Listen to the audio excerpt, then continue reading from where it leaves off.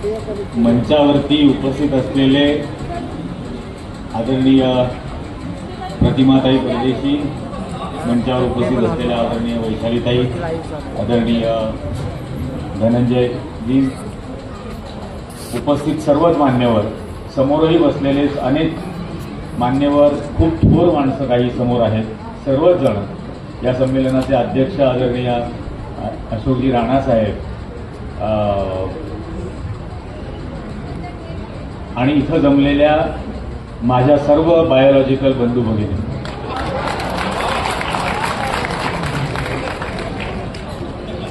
मला या संमेलनाला, याही संमेलनाला बोलवलं याबद्दल पहिल्यांदा तर किशोरदादा आणि प्रतिमाताई यांचे अतिशय मनपूर्वक आभार. मी काल रात्रीपासून विचार करत होतो ऍक्च्युली, आणि बऱ्याच गोष्टी घडत होत्या, म्हणजे व्यक्तिगत बाबतीत पण घडतात, बाहेरही घडत असतात, पण व्यक्तिगत काही गोष्टी अशा घडत होत्या की लक्षात येत होतं की, कारण असं होतं की बऱ्याच ठिकाणी भाषणांना जातो आणि भाषण झाल्यानंतर वगैरे खूप जण फोटो काढतात, फोटो काढल्यानंतर खूप आवडलं, तुम्ही खूप चांगलं बोललात, खूप अॅग्रेसिव्ह बोललात वगैरे वगैरे सगळेजण म्हणतात, खूप भारावून गेलो, खूप प्रेमात पडलो वगैरे काय काय बोलतात. पण नंतर ज्या वेळेला जे बोललो आहे त्याच्याशी एकनिष्ठ राहण्याची वेळ येते त्यावेळेला ते मागे हटतात. आणि मग असं मला वाटलं, काल रात्रीपासून मी तो विचार करत होतो की कदाचित आपण उद्या असं जाहीर करावं की हे माझं सार्वजनिकरित्या केलेलं शेवटचं भाषण असेल. यानंतर सार्वजनिक कार्यक्रमांमध्ये मी भाषणं करायला जाणार नाही. जे बोलतोय ते करण्यासाठी प्रत्यक्ष काहीतरी ऍक्शन बनली पाहिजे, काहीतरी कृती कार्यक्रम बनला पाहिजे, आणि तो कृती कार्यक्रम बनवणं, तो बनणं, यासाठी म्हणून जे काही करता येईल सगळीकडे फिरून, राज्यभर फिरून, आणि मग त्याचा काही का परिणाम होईना, पण असं बोलत किती दिवस राहायचं आणि ऐकणाऱ्यांनी ऐकत किती दिवस राहायचं, ते कुठेतरी कृती कार्यक्रमात यायला हवं. कारण की इतकी भयंकर परिस्थिती निर्माण झालेली आहे आणि अनेकांना अजूनपर्यंत त्या निर्माण झालेल्या परिस्थितीचं गांभीर्य कळलेलं नाही, त्याचं भान अजूनपर्यंत आलेलं नाही, आणि किती प्रचंड धोका अगदी येणाऱ्या काळामध्ये, काही महिन्याच्या काळामध्ये आपल्या समोर असणार आहे याचीही कल्पना नाही. आणि म्हणून असं वाटतंय की राजकीय पक्षाला तर नाहीये, पण निदान आपल्याला याची काहीतरी जाणीव असायला पाहिजे, याचं भान असायला पाहिजे, आणि ते जर आहे आपल्याला समजतंय तर निदान त्यासाठीचा काहीतरी कृती कार्यक्रमामध्ये त्याचं रूपांतर करणं, म्हणजे विद्रोही साहित्य संमेलनामध्ये येणं, याच्यामध्ये विद्रोहाचे विचार ऐकणं, विद्रोहाचे विचार सांगणं, पण विद्रोह करणं हा जो भाग आहे तो यापुढे येण्याच्या काळामध्ये करायचा, हे मी माझ्या स्वतःच्या मनाशी ठरवलं. आणि म्हणून मी असं म्हटलं की हा आता कदाचित शेवटचं भाषण आहे असं आपण समजू. कालच मला मी ती व्हॉट्सअपवरती एका कार्यक्रमाची पत्रिका होती, इथंच औरंगाबाद संभाजीनगरलाच, काल काहीतरी म्हणे संविधान प्रचार आणि प्रसाराचा एक काहीतरी कार्यक्रम झाला आणि तो घर फडणवीस आला होता, आणि अनेकांची घरं फोडणारा तो इथं येऊन आला आणि तो इथं संविधानाचा प्रचार करणार, आणि त्याच्याच पक्षाचे दिवटे घोषणा देत होते की 400 पार झालं तर संविधान बदलून टाकू म्हणून.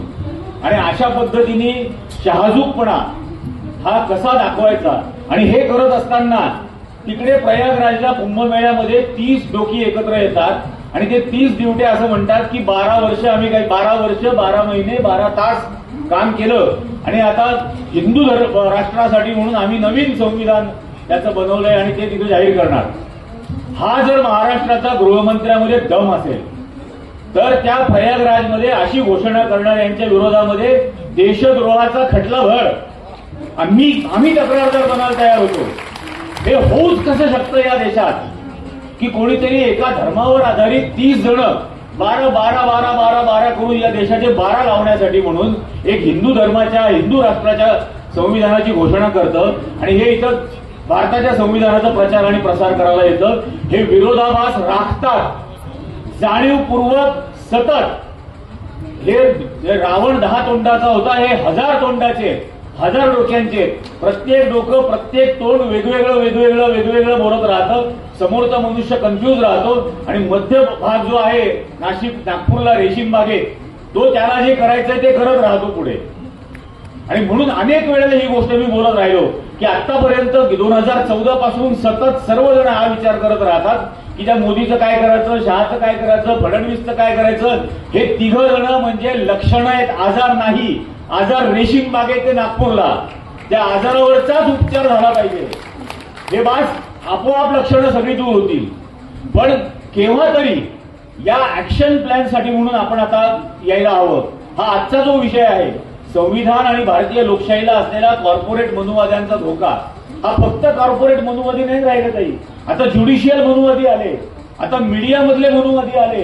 हे अनेक वेगवेगळ्या अंगाने हा हायड्रा येतो, तशा पद्धतीने हे आता येत आहेत आणि पूर्णपणे या संविधानात्मक उभ्या केलेल्या व्यवस्थेचा कब्जा घ्यायचा आणि पुन्हा एकदा तीच व्यवस्था त्यांना अभिप्रेत असलेली वर्ण वर्चस्वाची, ब्राह्मण्यवादाची ही इथं उभी करायची. यासाठीची ही सगळी धडपड चाललेली आहे. आणि मी आता अर्थसंकल्प सादर झाला केंद्र सरकारचा. अर्थसंकल्पाच्या आदल्या दिवशी इकॉनॉमिक सर्व्हे ऑफ इंडियाची इकॉनॉमिक सर्व्हे सादर केला. एक त्या गेल्या वर्षाचा आर्थिक सर्वेक्षण. वर्तमानपत्रवाले, मुख्य प्रसार माध्यम, मेनस्ट्रीम मीडियामधले सगळेजण आकडेवाऱ्यांच्या बातम्या करतात. पण मला माहिती आहे, कारण मी माध्यमात काम केले. Devil lies in the details. त्याच्या तपशिलामध्ये सैतान लपलेला आहे.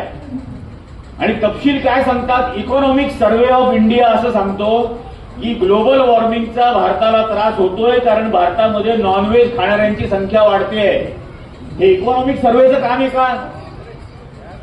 नॉनव्हेज खाणाऱ्यांची संख्या वाढते हे इकॉनॉमिक सर्व्हे सांगतो. आणि म्हणून ग्लोबल वॉर्मिंग, क्लायमेट चेंजचा आपल्याला त्रास होतोय.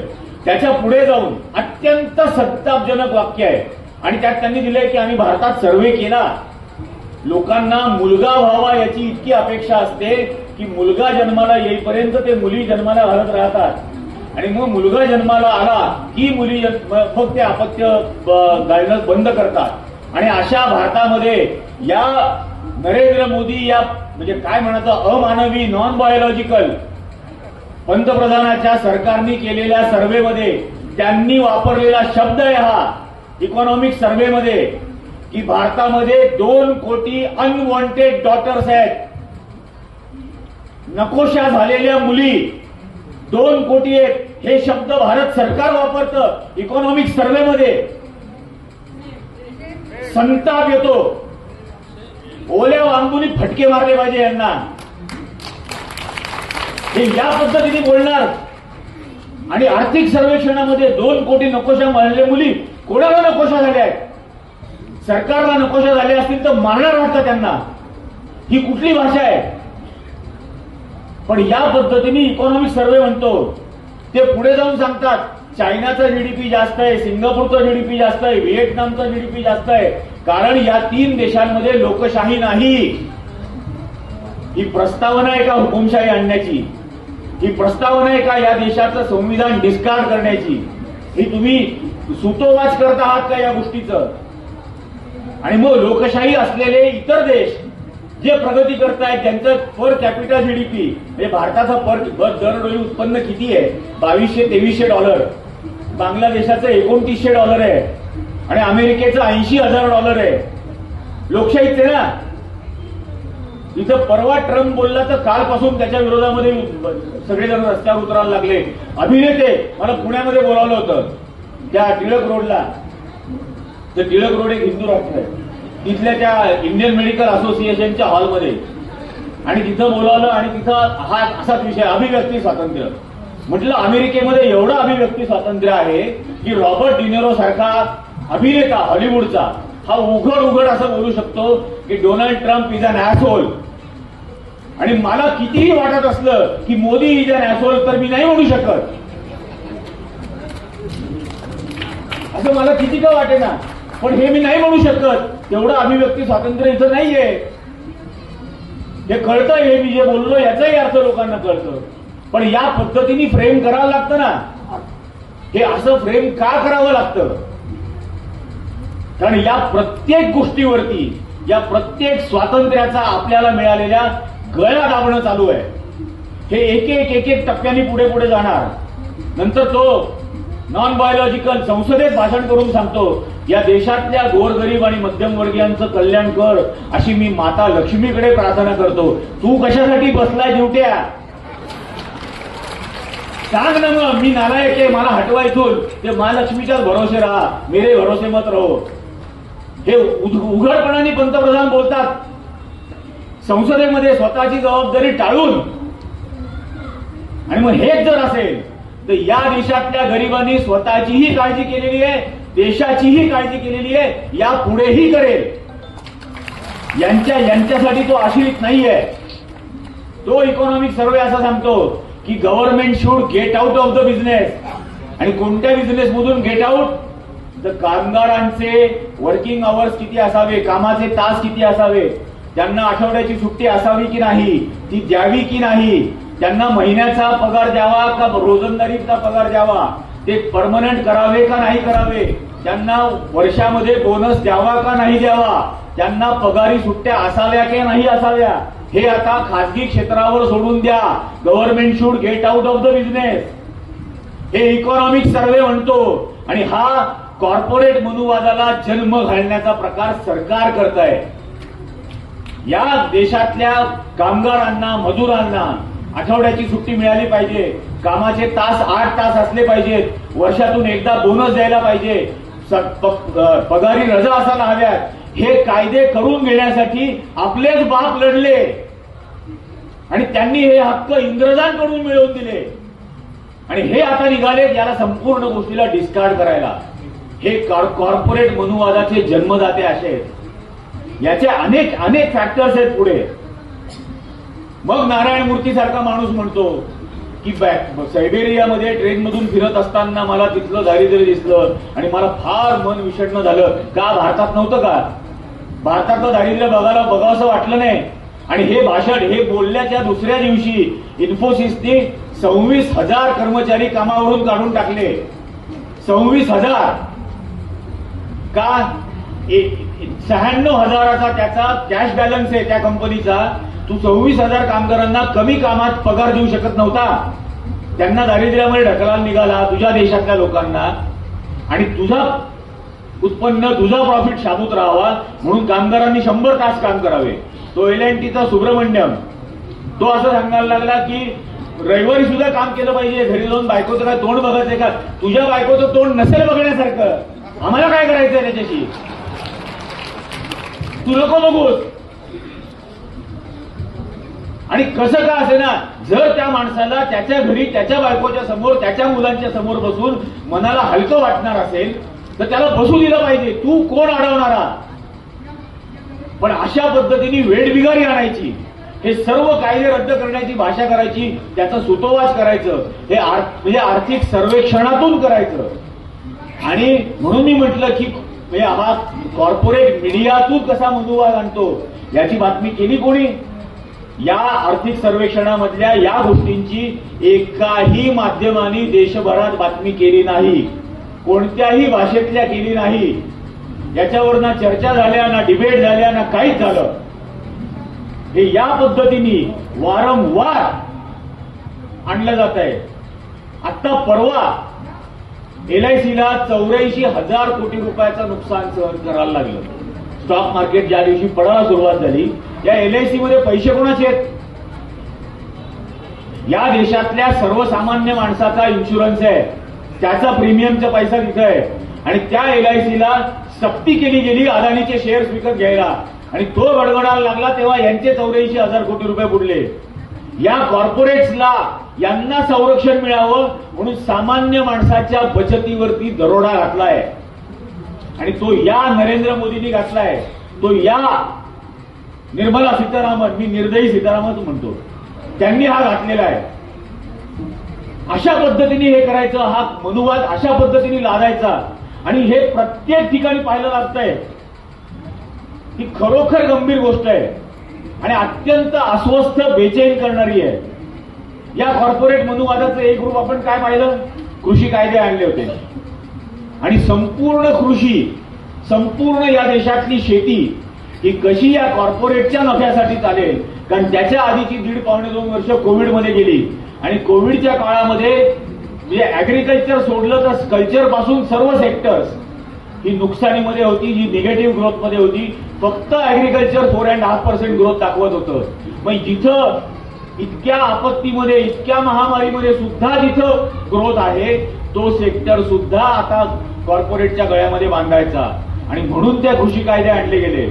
पुन्हा एकदा या देशातला सर्वसामान्य शेतकरी हा रस्त्यावरती उतरला, अत्यंत अहिंसक पद्धतीने आंदोलन केलं आणि अत्यंत अभिनव आंदोलन केलं. हे पहिलं आंदोलन असं होतं. त्याच्या आधीची अनेक आंदोलनं या सरकारने मोडली, पण हे कृषी आंदोलन असं होतं की या शेतकऱ्यांनी केलेल्या आंदोलनामध्ये या शेतकऱ्यांच्या आंदोलनाचा गृहमंत्री होता, या आंदोलनाचा प्रॉपगंडा मिनिस्टर होता, या आंदोलनाचा इन्फॉर्मेशन ब्रॉडकास्टिंग मिनिस्टर होता, या आंदोलनाचे 2.5 लाख व्हॉट्सअप ग्रुप होते, या आंदोलनाचा अन्न पुरवठा मंत्री होता, या आंदोलनाचा आरोग्य मंत्री होता. पॅरलल कॅबिनेट त्यांनी आंदोलनापुरती चालवली आणि म्हणून ते यशस्वी झाले. आणि त्यांनी दाखवून दिलं की ज्या ज्या वेळेला या देशातला गरीब ठाम उभा राहतो, त्यावेळेला कितीही उन्मत्त झालेली व्यवस्था असेल तरी तिला तो खाली झुकवतो. आणि त्यांनी हा आदर्श घालून दिलाय. हा येणाऱ्या काळामध्ये विद्रोह जो करायचा आहे त्याचा पाया त्या आंदोलनाने दाखवलाय की तो कसा असायला हवा. हे सर्व शिकायचं आणि टिपून घेण्याच्या गोष्टी आहेत. त्याच्यानंतर आत्ता म्हणजे कृषी कायदे ढोंग म्हणून का होईना माझी तपश्चर्या कमी पडली असं म्हणून त्या नॉन बायोलॉजिकलला मागे घ्यावे लागले.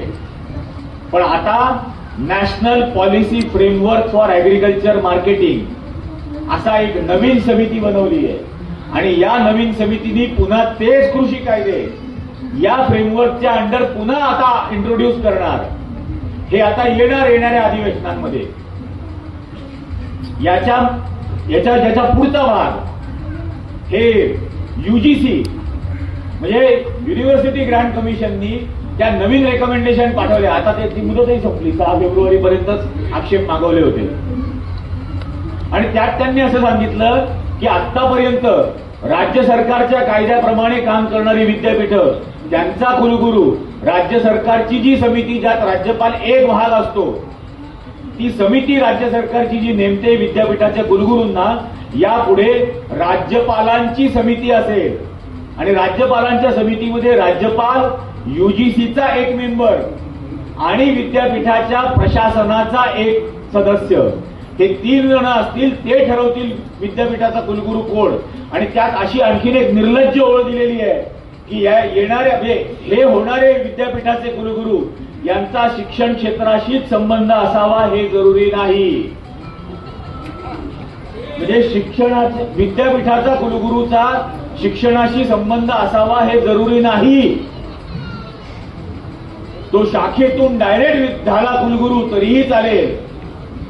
प्राध्यापक होण्यासाठी जी किमान पात्रता नेटची परीक्षा आहे, ती नेटची परीक्षा यापुढे कंपल्सरी नाही. ती पास केलेली नसेल तरीही चालेल, त्या परीक्षेला बसला नसेल तरीही चालेल. शाखेतून डायरेक्ट वर्गात प्राध्यापक हा शिक्षण क्षेत्रावरचा आहे. याच्यामध्ये आपण ऑलरेडी पाहतोय अभ्यासक्रमांमध्ये कसे बदल केले जात आहेत. वैद्यकीय अभ्यासक्रमामध्ये डार्विनचा थेअरी ऑफ इव्होल्युशन काढून टाकला, उत्क्रांतीचा नियम. आणि पुत्र कामेष्टी यज्ञावरती 15 मार्काचा प्रश्न आहे. पुत्र कामेष्टी येणाऱ्या काळामधल्या डिलिव्हरीज या यज्ञ करून केल्या जातील, करू देणार का? आणि मग या अकलेच्या दिवाळखोरांना परदेशात कोणी उभं करेल का? यांना विश्वगुरू व्हायचंय आणि पाठीमागं सरकून ते पुत्र कामेष्टीचे यज्ञ शिकायचे. पण हे शिक्षण क्षेत्रामध्ये करणार आहेत. हे प्रत्येक ठिकाणी आपल्याला दिसतंय.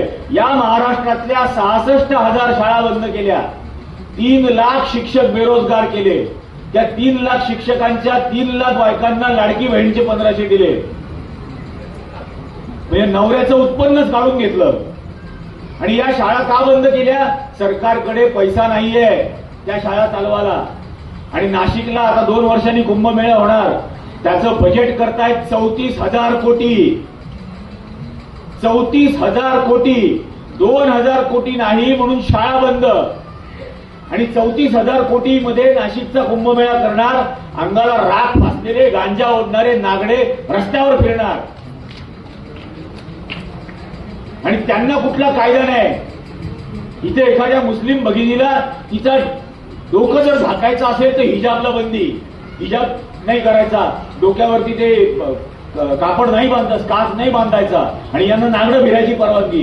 ते शाहरुख खानच्या पोराला त्याच्या मैत्रिणीच्या बुटाला 6 ग्रॅम गांजा लागला म्हणून 2 महिने तुरुंगात. इथं कुंभमेळ्याला या म्हणा, मी घेऊन जातो. टनाटनानी ट्रक भरून आणतात गांजा. आणि याच्यासाठी हे करायचंय. आणि अशा कुंभमेळ्यांमधल्या घोषणा काय करणार? त्या पहिल्यांदा प्रयागराजला या महंतांनी मागणी केली, पत्रकार परिषद घेऊन मागणी केली की या कुंभमेळ्यामधल्या सुविधा अपुऱ्या आहेत. दुसऱ्या दिवशी योगी आदित्यनाथनी पत्रकार परिषद घेऊन जाहीर केलं 8 लाख कंडोम सरकारतर्फे वाटू. आता काय चाललंय, काय चाललंय हे? ते म्हणतात काय, तुम्ही घोषणा काय करतायत? हजारोनी माणसं चेंगरून मेली. हे गेल्याही कुंभमेळ्याला आम्ही नाशिकला पाहिलं, मीच त्या बातम्या त्यावेळेला केलेल्या आहेत. 35-36 जण सकाळी 7 वाजता चेंगराचेंगरी झाली. त्या ज्ञानदास महाराजांनी हत्तीवरून चांदीची नाणी फेकली, खाली लोक चेंगरून मेले 36 जण. 7:30 वाजता त्या सर्व बॉडीज नाशिकच्या सिव्हिल हॉस्पिटलच्या लॉबीत ठेवल्या होत्या. दुसऱ्या दिवशी 4 वाजता त्यावेळेला छगन भुजबळ आणि R.R. पाटील मंत्री होते, ते नाशिकला आले. त्यांनी जाहीर केलं की मृतांना 5-5 लाख रुपये देऊ. प्रत्येक डेड बॉडी क्लेम करायला ताई 5-5 जण आले. 36 तास कोणीही त्या डेड बॉडी क्लेम केल्या नव्हत्या. 36 तासानंतर प्रत्येक प्रेत माझं सांगायला 5-5 जण आले. हा धर्म आहे तुमचा? त्या कुंभमेळ्यामध्ये 166 म्हातारी असे होते ज्यांना आई वडिलांनी त्यांच्या मुलांनी तीर्थयात्रेला नेतो म्हणून आणलं आणि गर्दीत सोडून दिलं. ओक्साबोक्षी रडत होते, अत्यंत हतबल, डोकं काम करत नाही, स्मरणशक्ती साथ देत नाही, खिशात दमडा नाही. आणि सर्वात जास्त दुःख पुढच्या पोरांनी तीर्थयात्रेच्या नावाखाली इथं आणलं आणि सोडून दिलं गर्दीत. त्या गाडगे महाराजांच्या आश्रमामध्ये त्यांना 2 वेळचं खायला सुरुवात झाली. आज त्यातले 50-60 जण जिवंत आहेत फक्त. ती गाडगे महाराजांची धर्मशाळा जे करते ना, तो धर्म आहे खरा. ते गर्दीत असं लावारीस सोडून देणं आई बापाला, हा धर्म नाही आहे. पण हे होणार आणि याच्यासाठी सरकार 30,000 कोटी देणार. आणि माझ्या भावा बहिणींच्या शिक्षणासाठी 2,000 कोटी यांच्याकडे नाही, ड्युट्यांकडे. हे अशा पद्धतीने सरकार चालवणार. ही प्रत्येक गोष्ट हे आता या कॉर्पोरेट मनोवादाची किती, हे आत्ता हे गेले होते ना अमेरिकेला, बघितलं आपण सगळ्यांनी कसं हसू झालं. त्या पत्रकार परिषदेमध्ये प्रश्न काय विचारला, हे उत्तर काय देत आहेत की आम्ही लोकशाही तंत्र आहे आणि काय वसुदैव कुटुंबकम मानतो. म्हणजे उद्या एखाद्या चोराला पकडलं, त्याला म्हटलं तू चोरी का केली त्या घरात जाऊन, तो म्हणेल विश्वाची माझे घर. तसं झालं. यांनी तिकडे जाऊन सांगितलं, प्रश्न विचारला अदानींनी अमेरिकेत केलेल्या भ्रष्टाचाराचा, हे म्हणतात विश्वाची माझे घर. म्हणजे तुम्हाला काय लायसन दिलं का कुठे जाऊन भ्रष्टाचार करा? त्याच्यानंतरचा प्रश्न बांगलादेशाबद्दल विचारला. आता वेगळ्याच परीक्षेची तयारी केली होती, प्रश्न वेगळाच आला. तो प्रश्न कळलाच नाही. आणि तो प्रश्न जेव्हा कळला नाही त्यावेळेला असं बस स्टँडवरती बस चुकलेले असतात ना लोक, तसं बस चुकल्यासारखा चेहरा करून इकडं तिकडे पाहायला लागले. मग डोनाल्ड ट्रम्प म्हणे की हा प्रश्न तुम्हाला विचारलाय पण याचं उत्तर मी देतो. आणि याच्या पुढचं वाक्य लक्षात घ्या. याच्या पुढचं वाक्य तो डोनाल्ड ट्रम्प त्या पत्रकाराला उद्देशून म्हणाला की I completely agree with you, this is gross incompetence. हे देशाच्या पंतप्रधानाला त्याच्या तोंडावर अमेरिकेचा राष्ट्राध्यक्ष बोलतो, दिस इज ग्रॉस इनकॉम्पिटन्स. आणि तेही याला कळत नाही, त्याच्यावरही हा असतो. केवढी शरम वाटावी अशी गोष्ट आहे. आणि त्यानंतर भारत काय करतं, $90 मिलियन F-35 विमान जी तो अमेरिकेचा अदानी जो आहे एलॉन मस्क, तो म्हणतो इट इज अ स्क्रॅप.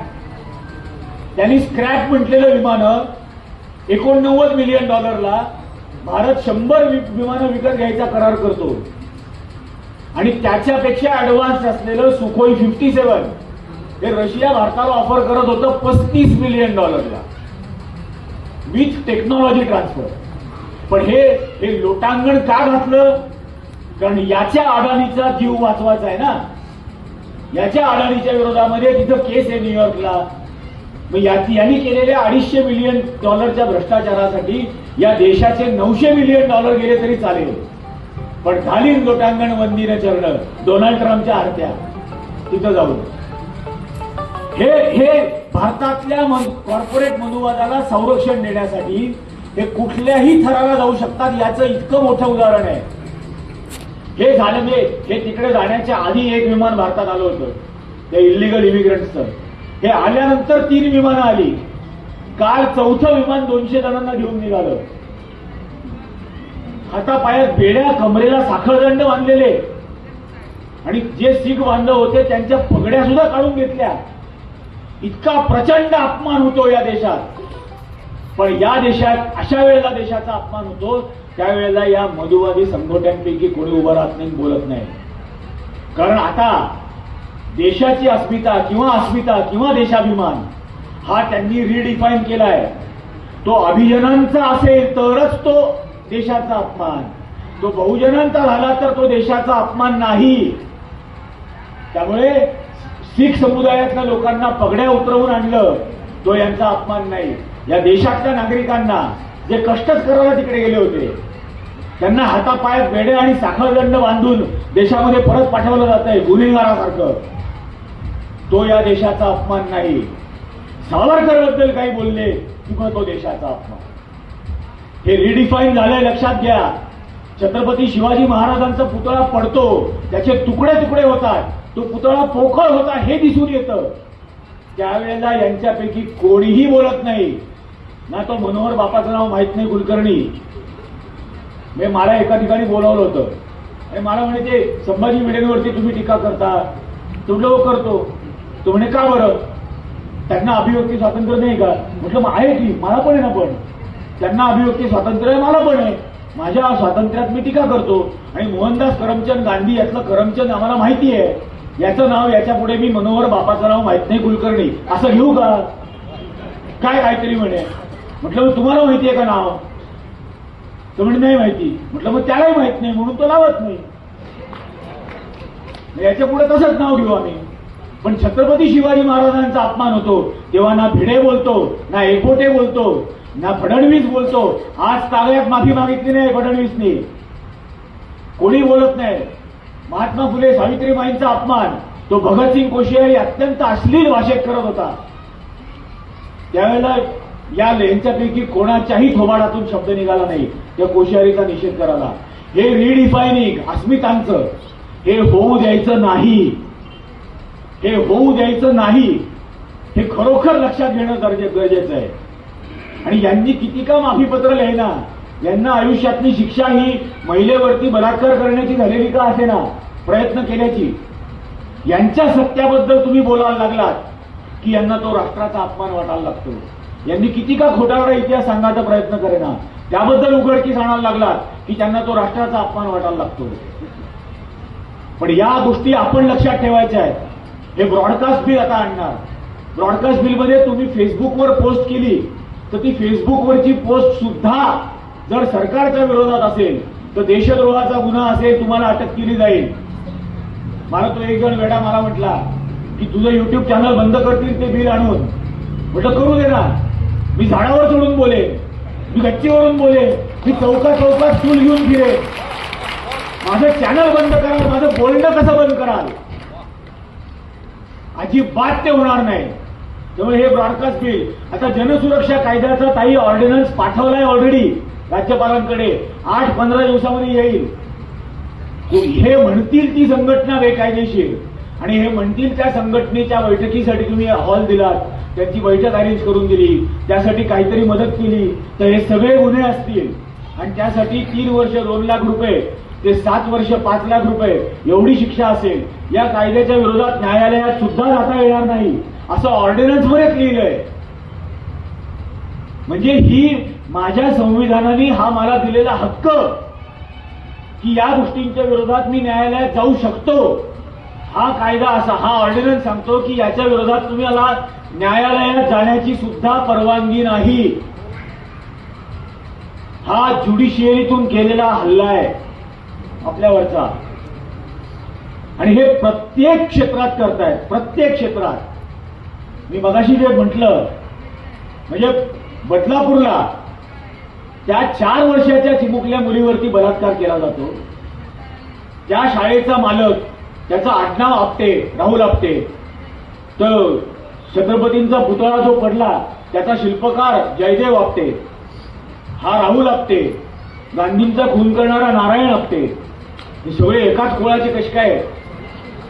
आणि तो राहुल आपटे आज तागायत फरार आहे, आज तागायत. आणि यातला एकमेव साक्षीदार जो होऊ शकत होता त्या अक्षय शिंदेला गोळ्या घातल्या, त्याचा खून केला. आणि अक्षय शिंदेचा खून करायच्या वेळेला सांगितलं काय होतं की त्यांनी पिस्तूल काढलं पोलिसाच्या होल्स्टर मधलं आणि गोळ्या मारल्या. आणि आता रिपोर्ट सांगतो की पिस्तुलीवरती अक्षय शिंदेच्या फिंगरप्रिंटच नाहीयेत. म्हणजे पुरावा हटवला राहुल आपटेला वाचवण्यासाठी. आणि त्यावेळेला बदलापूरमध्ये होर्डिंग लावले होते या फडणवीसचे, हातात पिस्तूल घेतलेले, बदलापुरा असे. खारघरमध्ये एका मंदिरामध्ये मंदिराच्या पुजाऱ्यांनी बलात्कार केला. काय झालं त्या केसचं ऐकलं का पुढे? काही नाही. अशा घटनांच्या बातम्या नंतर माध्यमं करणार नाहीत. अशा घटनांबद्दल राजकीय पक्षाचे नेते विधानसभेत बोलणार नाहीत, चर्चा करणार नाहीत. कारण तो आरोपी त्या अभिजन वर्गातून येतो. मग बाकी दुसरं कोणी केलेलं असेल तर त्याच्याबद्दल वाटेल ती चर्चा करतील. अक्षय शिंदे माणूसच टाकला.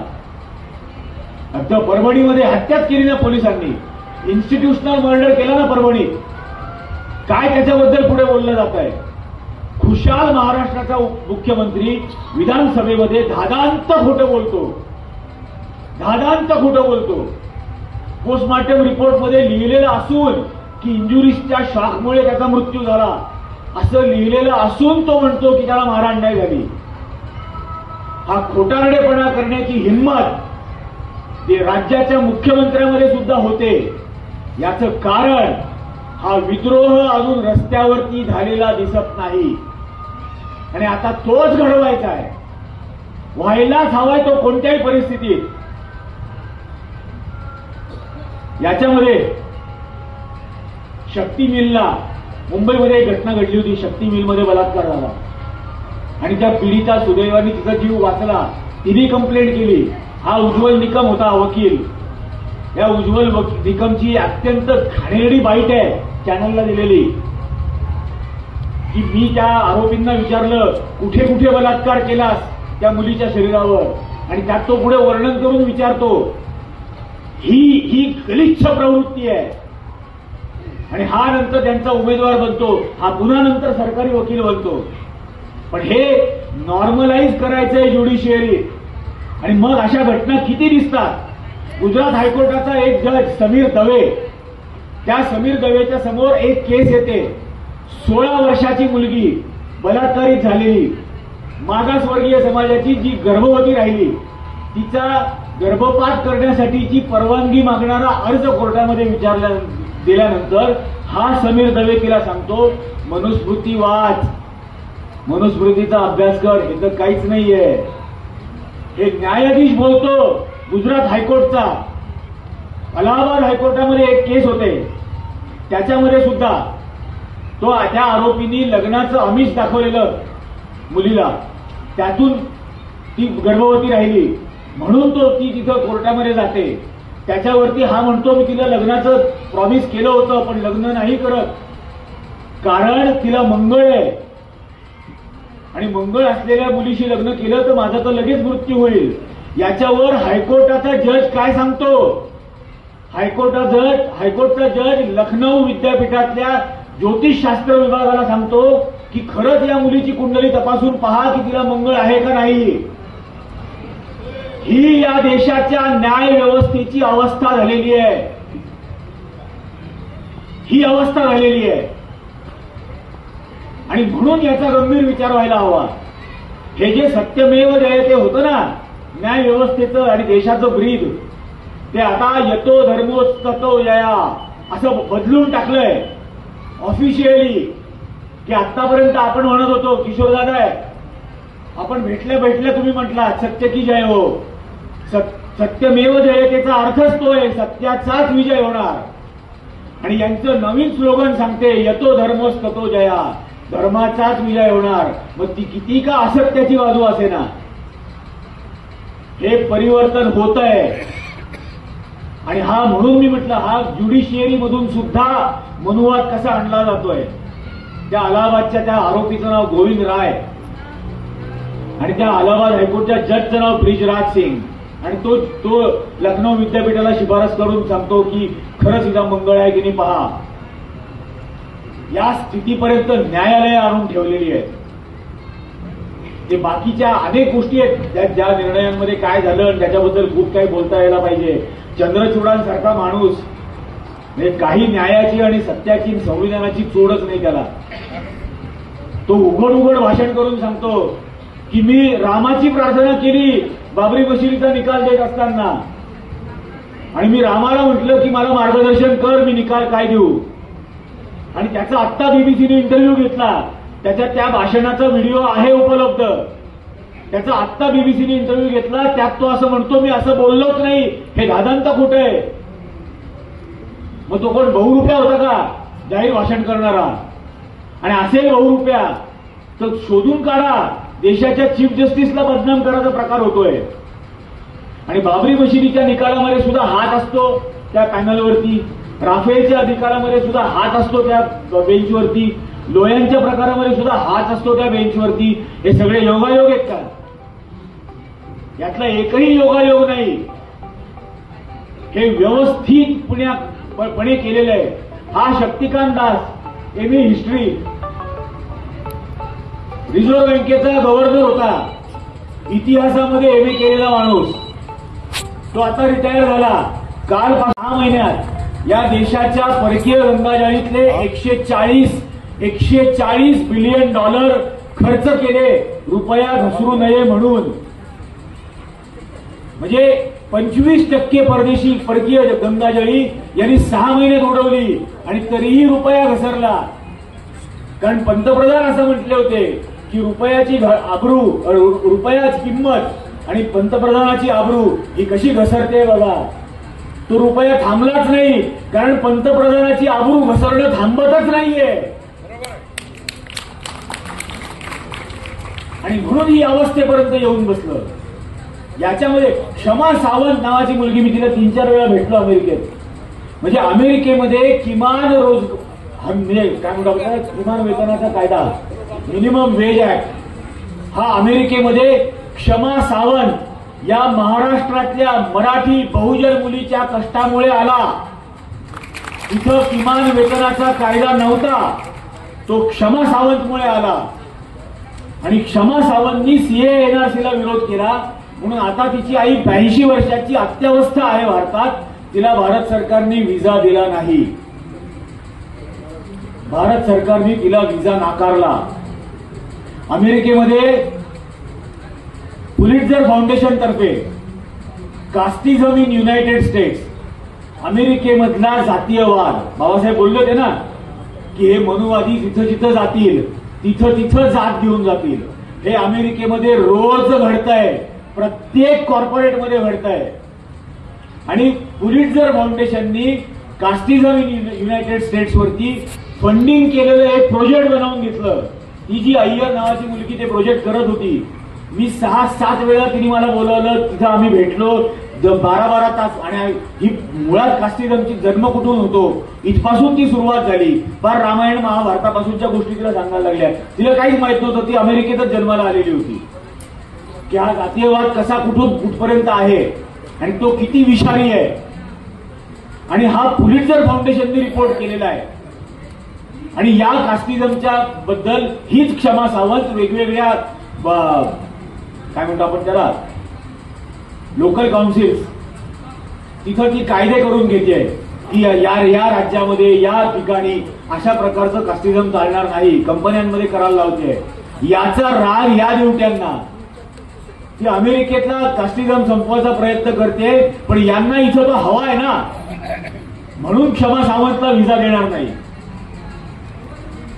आणि या प्रत्येक गोष्टीमध्ये हे करत असताना मोनोपोलीज आणायच्या. हेल्थमध्ये काय बघितलं आपण, आरोग्यामध्ये कोविड आलं त्यावेळेला हा दिवटा आपल्याला सांगत होता टाळ्या वाजवा, थाळ्या वाजवा, दिवे लावा, दिवे बंद करा.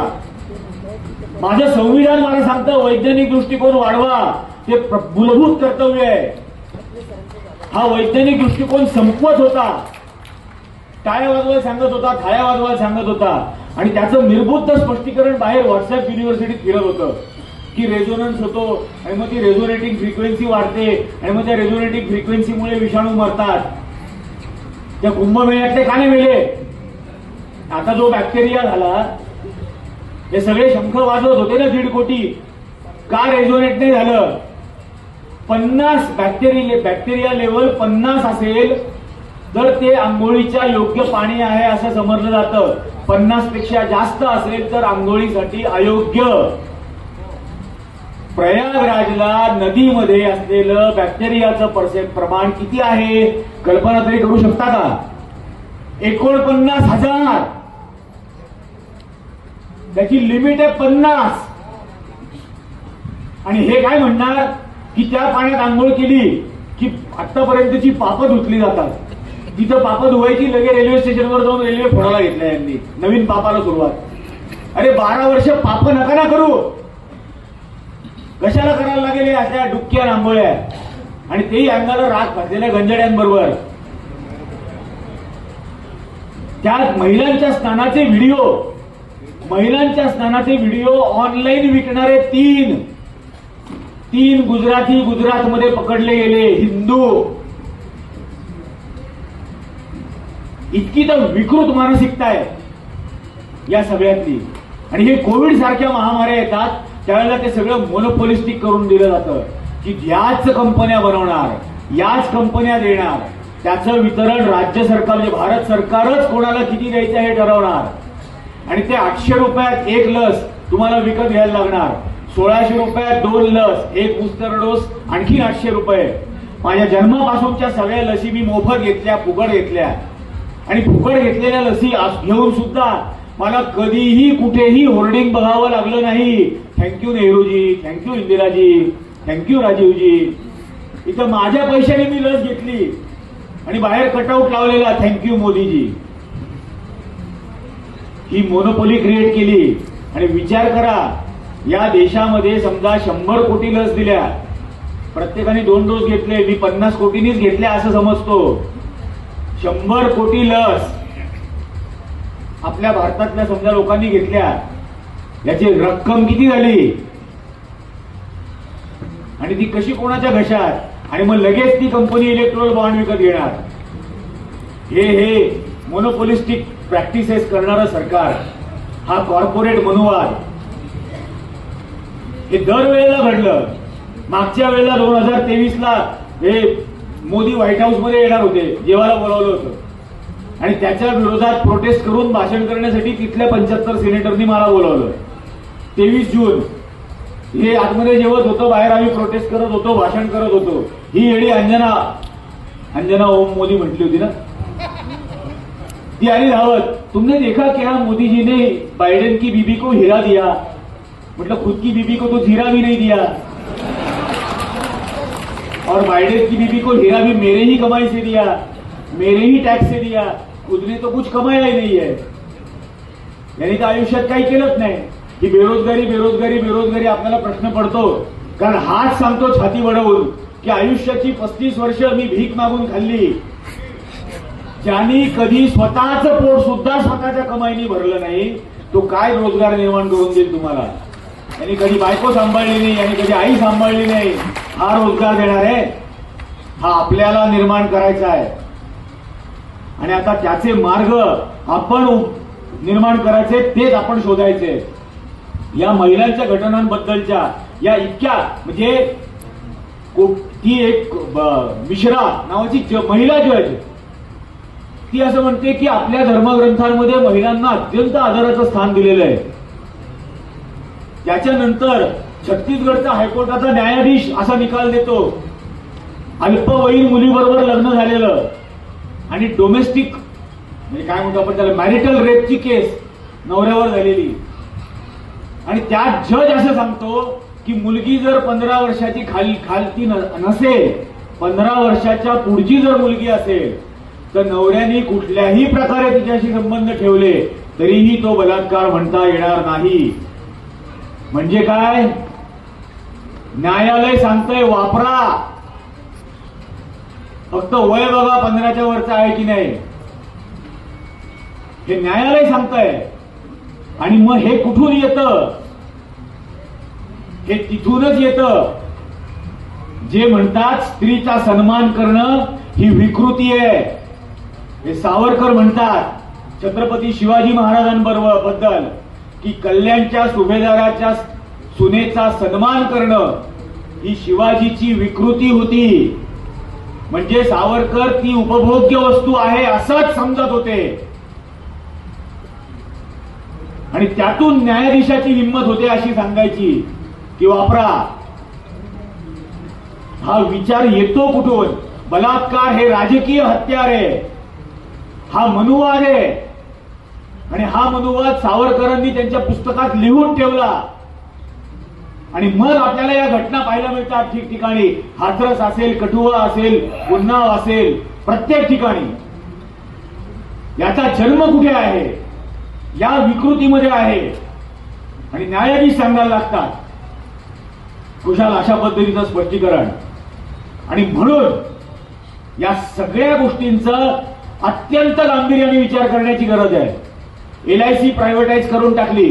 LICचे जे काही ऍसेट्स होते ते सगळे अडाणीच्या गळ्यामध्ये बांधून टाकले. त्या अडाणीच्या गळ्यामध्ये भारतामधले उद्योग देऊन टाकले सायलोज देऊन टाकले. आता कृषी उद्योग देण्याचं काम चाललेलं आहे. अंबानींसाठी काय काय करून झालंय आपल्याला माहितीच आहे. त्यांनी त्यांच्या संपत्तीचं अत्यंत विभत्स प्रदर्शन त्या पोराच्या लग्नात केलं आणि त्या पोराच्या लग्नात प्रदर्शन करत असताना भारतातला मेनस्ट्रीम मीडिया काय करत होता राहुल कवल हा मनमोहन सिंगांना फार जोरात प्रश्न विचारत होता. पण तिथं गेल्यानंतर अंबानींचं ते कार्टन एक छोटा हत्ती तो त्याला दाखवत होता त्यांनी पाळलेला हत्ती आणि सांगत होता की हत्तीचं जेवण इथं बनवलं जात आहे आणि राहुल कवल त्यांना म्हणतो मी खाऊन पाहू का ते.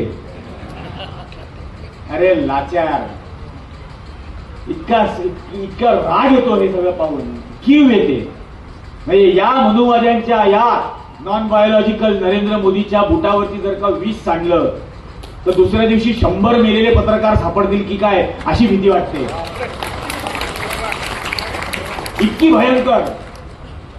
इतकी भयंकर अवस्था. कोण काय चाललेले तो इथं बिलगेट्स येतो ते बिलगेट्सला हे फोन दाखवतो नॉन बायोलॉजिकल आणि त्याला सांगतं मी फोटो काढला ना की ते फोटो बूथ मध्ये जातं तुमचं काढलं की बघा तो आपोआप तुमच्या बूथ मध्ये जातो आणि AI आमच्याकडे जुनच आहे. आम्ही आईला AI म्हणजे आई आम्ही आईला मातेला आम्ही आई म्हणतो. कोणाला बोलतोय बाबा. म्हणजे मी सांगू बुद्धिमत्ता ही कृत्रिम असू शकते इंटेलिजन्स हा आर्टिफिशियल असू शकतो स्टुपिडिटी ही नॅचरलच असते.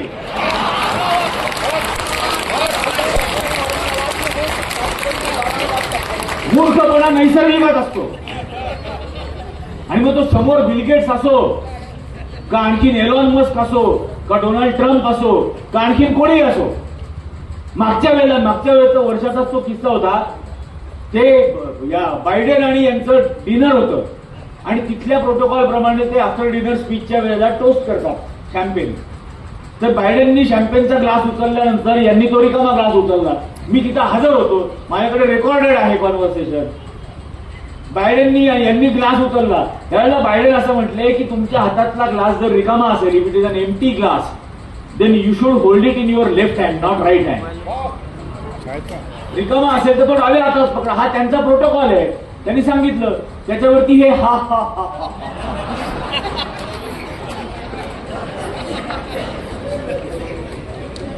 त्याच्यावरती बायडन म्हणे no I am not kidding. त्याच्यावरती हे पुन्हा हा. तेव्हा मला कळलं रॉंग नंबरला मिस कॉल देणं काय असतं.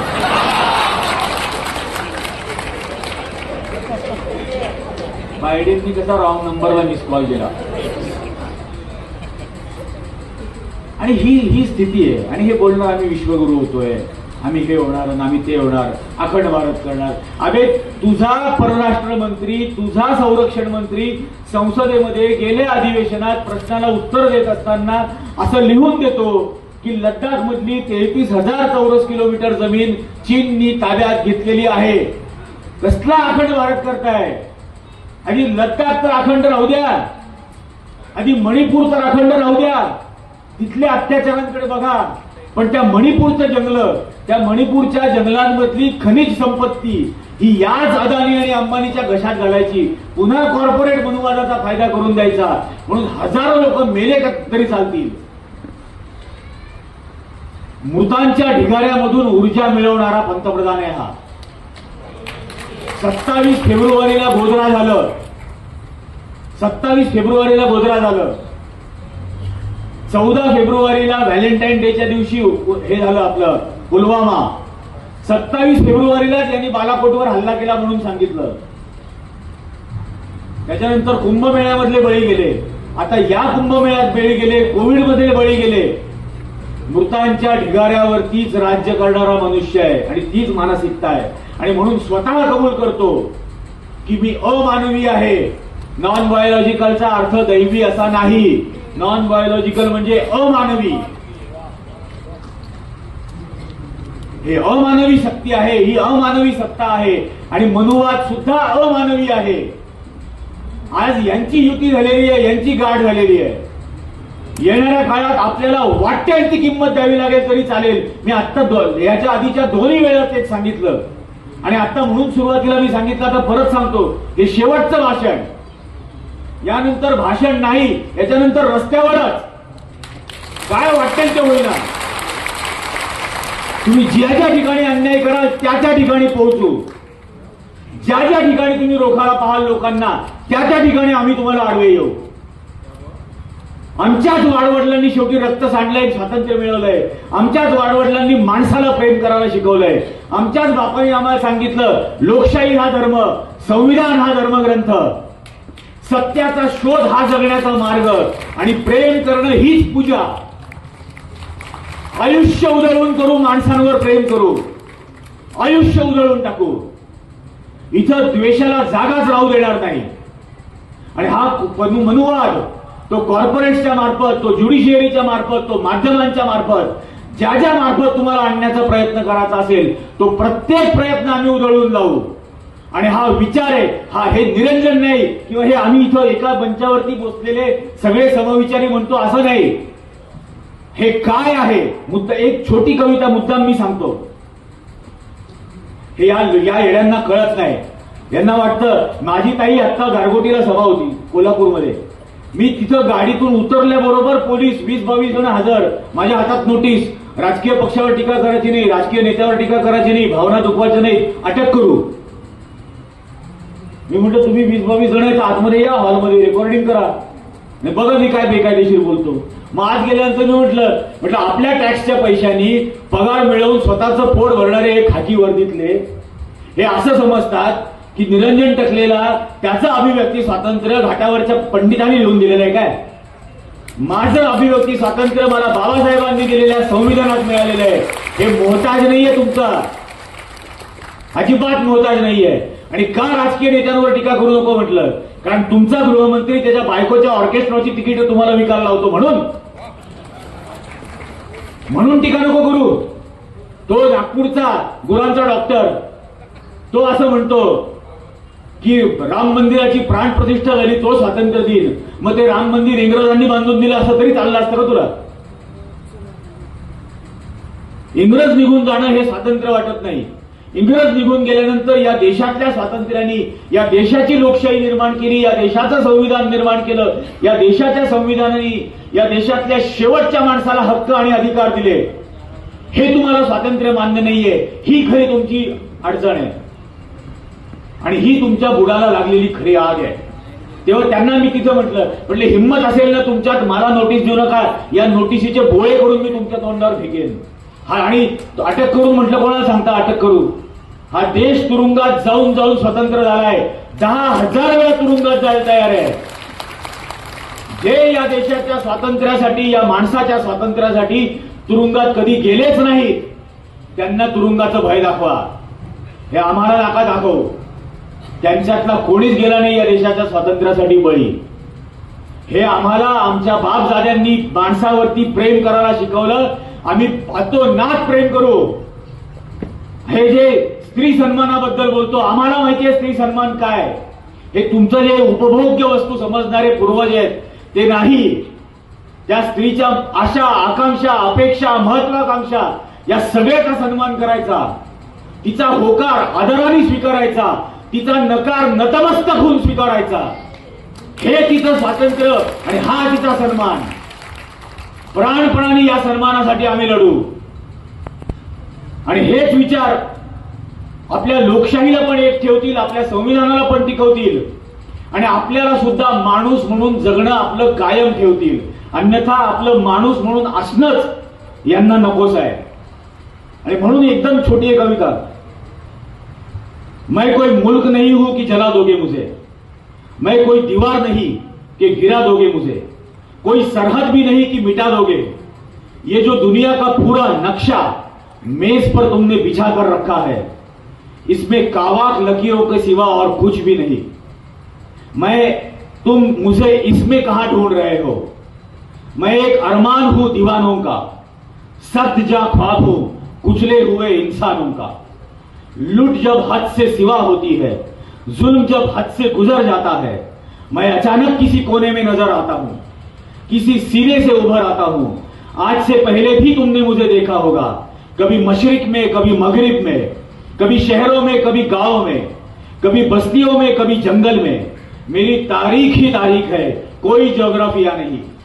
और तारीख भी ऐसी कि जो पढ़ा ही नहीं जा सकती, लेकिन फिर भी लोग छुप छुप कर पढ़ते हैं. कि मैं गालिब कभी मगलूब हुआ, कातिलों को कभी सूली पे चढ़ाया मैंने, और कभी आप ही मसलूब हुआ. फर्क सिर्फ इतना है कि कातिल मर जाते हैं मेरे, मैं न मरता हूं न मर सकता हूं. हे जे मैं न मरता हूं न मर सकता हूं, हे ते संविधानाने दिलेले अधिकार आहेत. हे त्या संविधानाने दिलेले हक्क आहेत. या संविधानाने दिलेली कर्तव्य आहेत. आणि हे या आपल्या महापुरुषांनी आपल्याला शिकवलेलं माणूसपण आहे, जे कधीही मरू शकत नाही. यांनी कितीही प्रयत्न केले तरी मरू शकत नाही. आणि ते अबाधित ठेवायचं असेल तर आता हा विद्रोह आपल्याला रस्त्यावर आणायचा आहे. आणि खरोखर सांगतो, हे शेवटचं भाषण मी आता इथं मारून टाकलं तरी परवा नाहीये.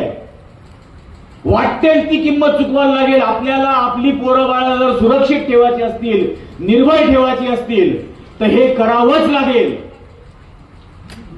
बाप जादे फार इस्टेटी, प्रॉपर्टी, बँक बॅलन्स जमवून जातात. आपल्या पोराबाळांच्या कर्तृत्वावर विश्वास ठेवा. त्यांच्यासाठी फक्त एक लोकशाही, धर्मनिरपेक्ष, जातनिरपेक्ष आणि निर्भय समाज एवढंच आपल्याला कमावता आलं तरी पण खूप झालं. आत्ताच्या या संमेलनाच्या दृष्टीने मला इथं मला बोलू दिलं आणि इतक्या वेळ आपण सर्वांनी ऐकून घेतलं, याबद्दल आपल्या सर्वांचे अगदी मनपूर्वक आभार.